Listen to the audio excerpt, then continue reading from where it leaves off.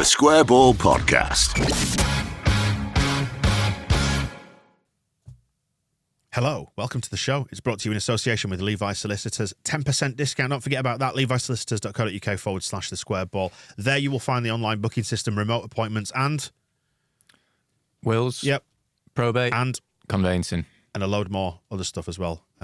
Business, commercial disputes, property disputes, all that stuff is handled by Levi's. levisolicitors.co.uk/the square ball. Claim your 10% discount now.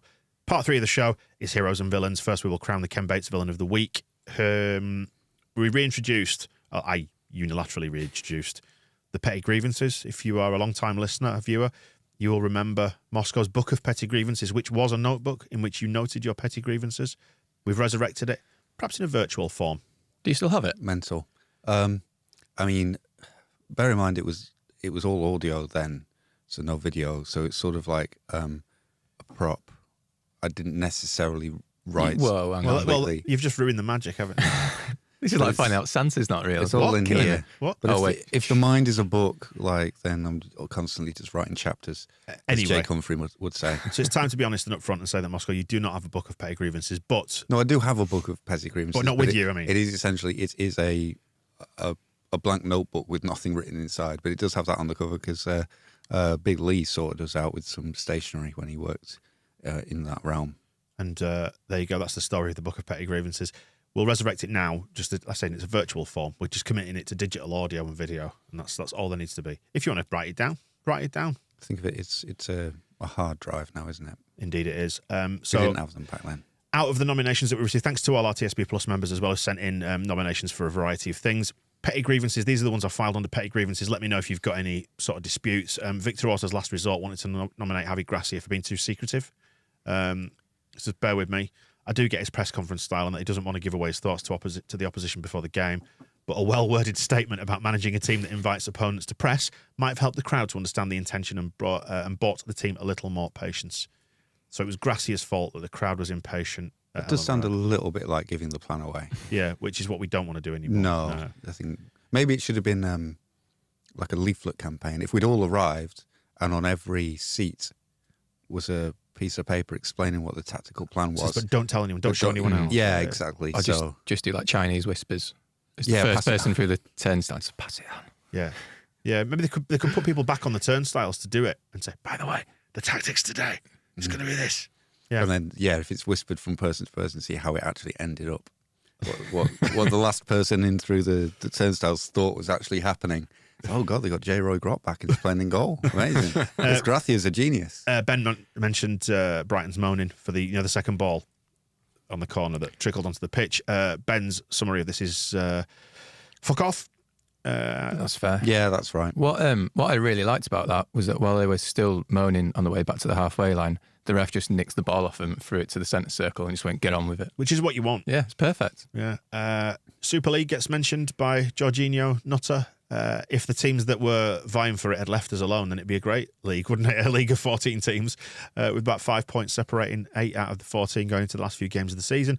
And finally, I'm going to try and pronounce this right, Chalio Uvidya is nominated by the poster with no name, who Chalio is the Thai chemist who in 1976 claimed he received a stroke of quote-unquote divine inspiration and developed an energy-boosting beverage mixing caffeine and taurine and so on and so on and so forth. Austrian businessman, 80s, partnered up, created Red Bull. That's the grievance. Right on to the genuine candidates. Leeds things, we got the board for their 10% hike. The bad half of Jackie, Luke Ayling, Brendan Aronson and Pascal Strauchs-Barber. Any of those you want to quickly touch on? Strauchs-Barber, it is upsetting, isn't he? He's completely lost the big sexy pirate vibe. Yeah. It's a bit like Samson that chopped all his hair off. Yeah, lost all his powers. Yeah, now he can't get in the team. And Leant Cheese, who has nominated Pascal Strauchs-Barber, suggests he's changed the man from being a big sexy pirate to drives a Corsa and has a girlfriend in high school. That's not true. Shall we just say that? Oh. Hopefully she's in the sixth form and over 18 years old. It is an odd decision of like how good he looked with the long hair. Why would you back out from that? You would surely try to keep that going for as long as possible. If I looked in the mirror one morning and I looked like Pascal Stroik, I would not be like, I'm getting rid of this. So I don't know what he's done. In terms of Brighton nominations, Brighton-related things, we've got Brighton for being good. I was going to. Go on. I was going to stick up for Jackie, obviously, or probably for myself as much as anything. Well, don't forget, Moscow. We've got the heroes side of it to come yet, and the good half of Jackie is going to get mentioned in that. Yeah, I know, but I think I just because I watched Dr. Jekyll and Mr. Hyde. I watched the game back on Sunday, and as well as his goal and the own goal has now been awarded to Solly Marsh. Brighton have had that challenged, and it's not an own goal anymore officially. It's been given to their player. So that's He should have exciting. defended it better then, shouldn't he? Yeah. And then you got the assist as well. There was the chance early on that he set up for Mark Rocker with good play on the wing, and then Rocker had just a weak shot. And then there was the two chances that Ayling got at the back posts, first half and second half, were from very good Harrison crosses. And there was another very good Harrison cross as well that didn't get any connection in the middle. And I feel like if a winger is putting across, let's say that's 3 good crosses, 1 chance for a midfielder, and then getting an assist and a goal, I don't understand then the idea that he had a bad game or shouldn't have been on the pitch or should have been dragged off in disgrace. Send him to Leicester. Yeah, all that stuff. I think he did his usual. He was actually better than he normally was. Or not normally was, but has recently been, where work rate is always the same with Harrison, and then he was adding creating opportunities for teammates at the same time. Came away with a goal and assist, and so I don't know what more people want from a winger apart from to Clearing the ball off the line.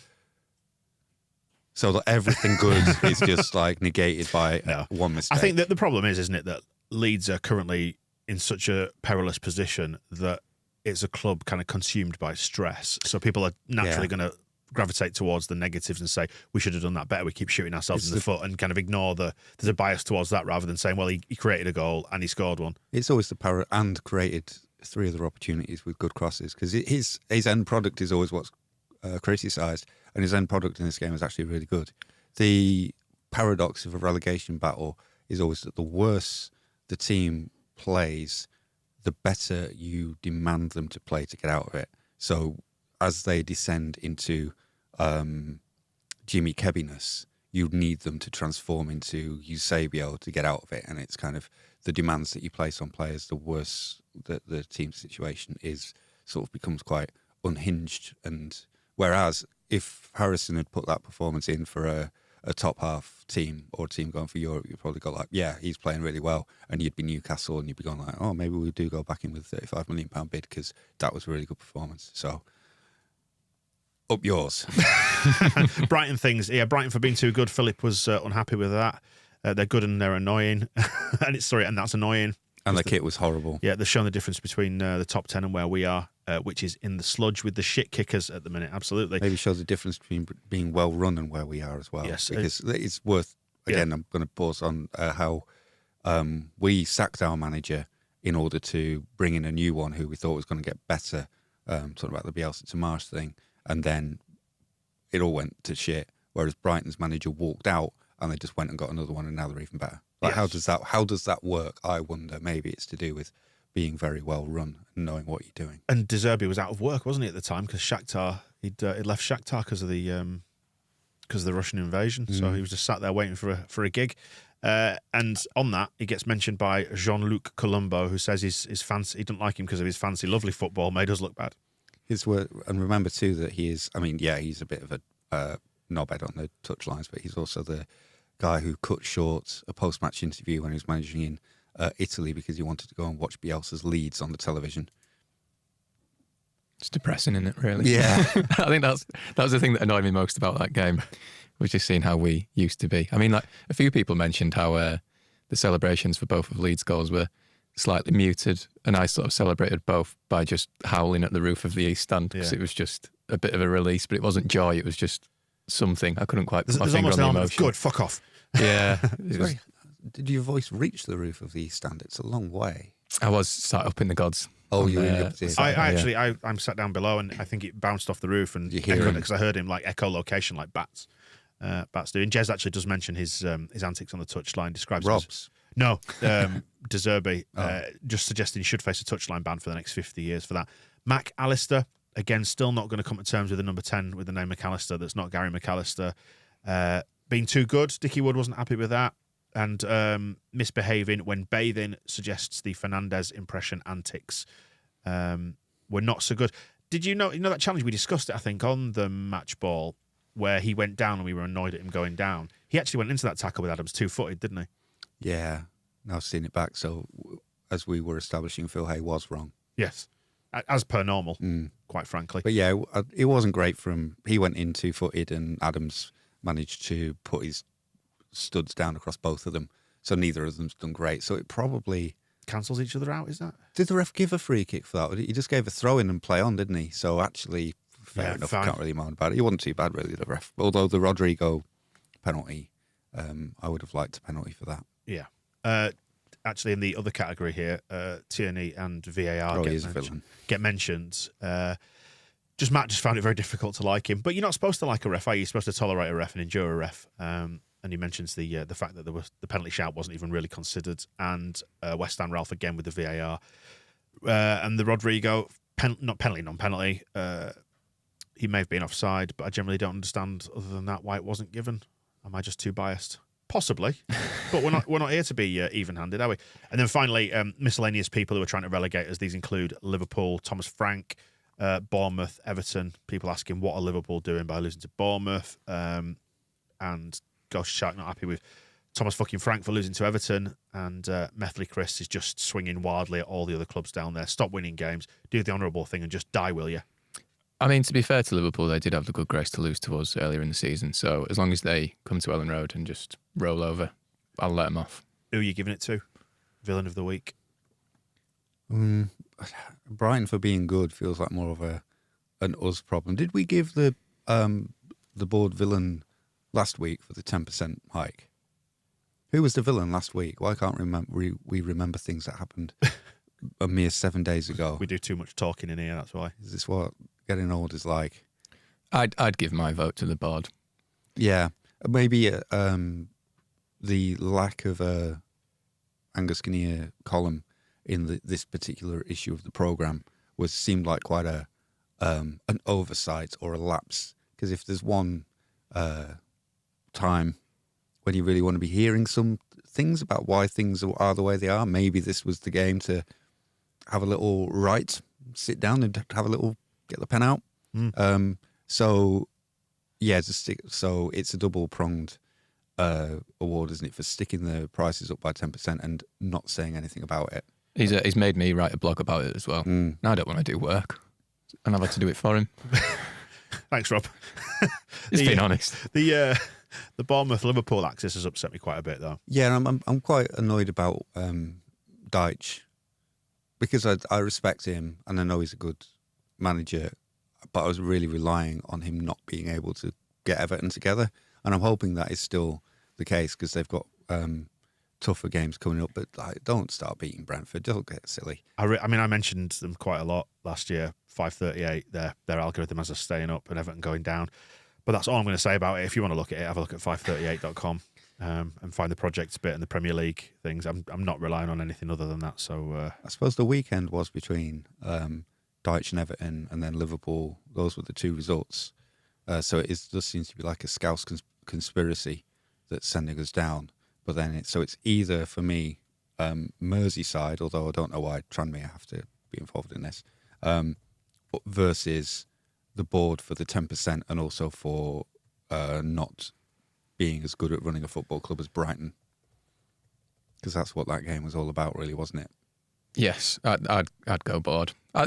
Pascal Strauchs-Barber does deserve a mention, but I'm still more angry at Angus Kinnear, I think. And there's that thread of photos that Michael's collated as well of the shambles of a stadium that we've got, which we love dearly and we don't want ever to change, but sort it out. We'd like it to be clean. Yeah, that'd be a start, wouldn't it? That'd justify the 10%. As we head into the Gitana Baradi hero of the... Actually, it wouldn't, just to be clear. What? Cleaning the stadium would not justify the 10%. Cleaning the stadium should just be minimum for minimum. It shouldn't need another... Are you suggesting the year-old pie that's been thrown at the wall isn't a good... It's like an art installation. Yeah, it's just... There's almost that little thing of you can let them off the hook there for not cleaning it for as long as they have not by saying it will justify the 10%.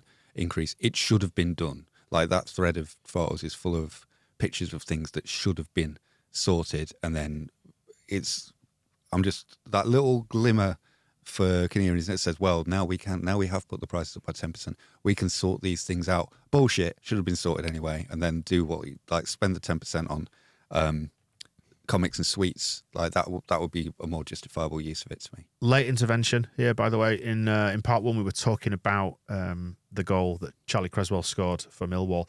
In the last few seconds, it's been ruled out and given to Tom Bradshaw. That's Jackie Harrison. Who scored it. So whoever sorts out the goals panel. Yeah, they've been busy giving... They can go in the petty grievances. Yeah, they should, because they've robbed Harrison of a fun statistic and then robbed Creswell of a good goal, all to appease Solly March and Tom Bradshaw, who... He sounds like an NFL quarterback. He's always throwing his weight around at the Football League, is Tom Bradshaw. That's what I've heard. Player of the year, just as we head into the Gitana Baradi Hero of the Week. So we ask our TSB Plus members to score the team out of 10 every game. The Brighton average score was 5.58 out of 10 for the whole team. The player of the match was Wilf Nonto, got just under 7, 6.91. Bamford and Melier just keeping Junior Firpo out of the medal positions for that one. Cree Somerville, he got the wooden spoon for this one, scoring just lower than Aronson and Ayling, and the ref got 4.65, despite what appeared to be a relatively good game. But to be fair, you're never going to score refs high, are you? Yeah, they're always a villain. Which means that Wilf is still top of the pops when it comes to the player of the year. Worth pointing out that Luis Sinisterra got 5.93 as well. For his 10 seconds. Better than Verber, Cork, Adams, Rodrigo, McKennie, Rutz, Rocker, Ayling, Aronson, the referee, and Somerville. He outscored all of them. Nonto is still top of the pops with the player of the year trophy. Is because his average is dropping a little bit. He's on 7.1 out of 10. Adams and Verber, his main challenges for that at the minute. So Verbo is sneaking up. He is. He's climbing. It's like a little dark horse from a long way back. Climbing the tables. Hero of the week, Leeds candidates. The good half of Jackie gets mentioned here. Pat Bamford, Junior Firpo, Wilf Nonto, and Stuart Dallas. I like that. Scott T says Stuart Dallas. He's totally innocent in all this. Yeah, quite right. And he's another one. He's always like the ref is always a villain. Stuart Dallas is just always a hero. The non-playing Leeds candidates are Javi Gracia, nominated by Scott White, the Kentucky Yorkshireman, for having the courage to do what is necessary and get the lads to buy in. Not a bad effort in this new setup designed to keep us the fuck up. It does make him sound like a superhero in a movie. He had the courage to do what's right, stand up for what he believes, and not press their goalkeeper. Emma was pleased to see the chief, Lucas Radebe. That was nice. For coming back. And let's have a little villainy for the Brighton fans who were singing "Who the fucking hell are you?" at him when he was rolled out. Have a little bit of respect for Nelson Mandela's favourite footballer. Modern football idiots. Also, he wore a baseball cap with a suit, which I thought was an excellent look. Yeah, you've got to be cool as fuck to carry that off, haven't you? And he is. The low block was mentioned by Wedge as well, which just feeds back into the point about Gracia and the tactics and stuff like that. Non-Leeds candidates, Danny Welbeck gets mentioned by Willie Gnome-Toes for being a useless fuck, to quote Willie Gnome-Toes. He's still playing for his transfer to Leeds, isn't he? So pick apart the candidates there and let's award a Hero of the Week.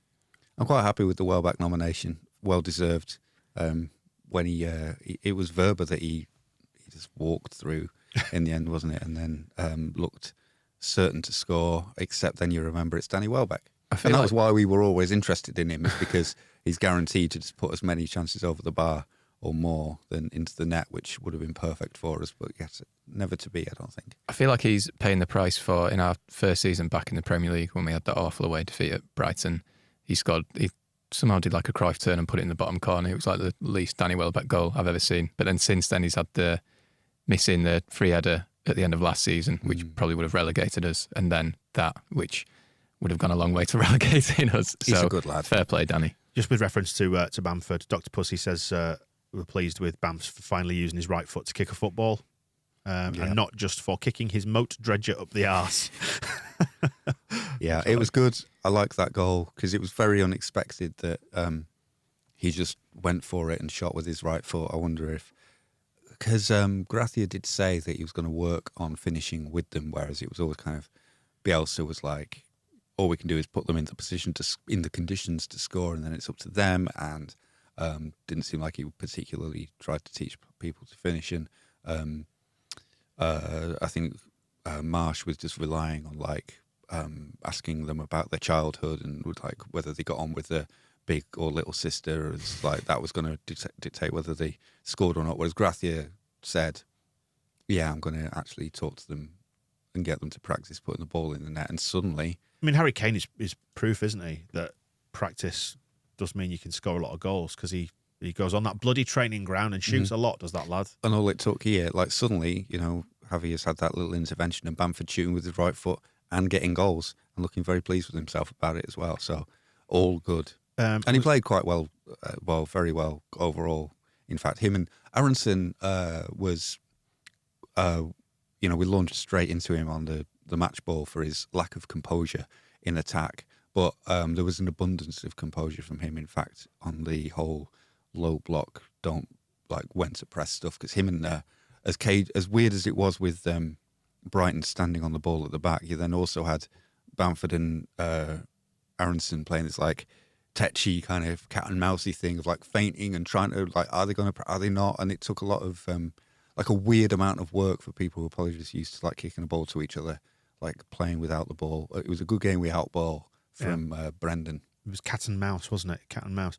I'm going to ask you to make a case for somebody to win this in a second after I've mentioned this about Junior Firpo. Ghost Shark says, I don't know what's changed, but it's akin to Peter Parker being bitten by a radioactive spider, which is a nice analogy. I like that. He did. He made a tackle in the second half, and both me and my dad at the same time went, bloody hell, that's Bobby Moore. Yeah. And then about a minute later, he absolutely smashed someone up into the air. Was that the same one where you went, no, Junior? Yeah. But he actually pulled it off, yeah. Who are you going for? I like the good half of Jackie. He was another one who hit the ball really hard with his right foot. It was a beautiful goal, actually. There's the Leeds have published the uncut video of the game on their YouTube channel, and it's a brilliant angle of that goal. And yeah, it was beautiful, and his celebration was good as well, like a Christ Redeemer. I'm just thinking about, do we need to revise what we've done here and give the hero of the week to the good half of Jackie and the villain of the week to the bad half of Jackie? No. He's the bad half of him was not worse than the board sticking 10% on season tickets to get into an absolute dump. I mean, just for symmetry, yin and yang, balancing the universe and all that. It's not up to us to balance the universe. I'm happy to give it to the good half of Jackie.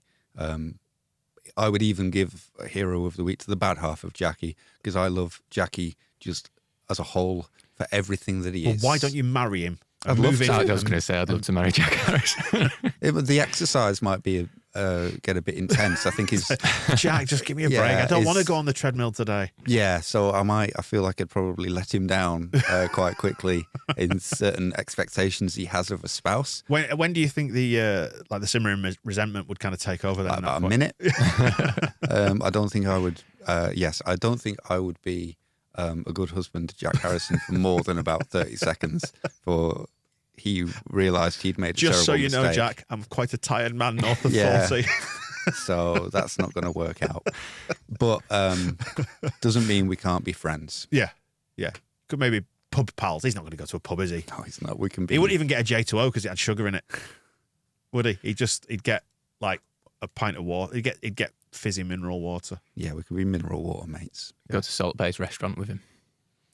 Yeah, that's the other thing. We'd have to send Michael there just so Michael could get really, really annoyed at the prices of the steak. That's the strange thing about Harrison and his sort of very impressive fitness regime and how hard he works, but then also counterbalanced against the sheer weight of salt that just goes into his bloodstream whenever he encounters the bay.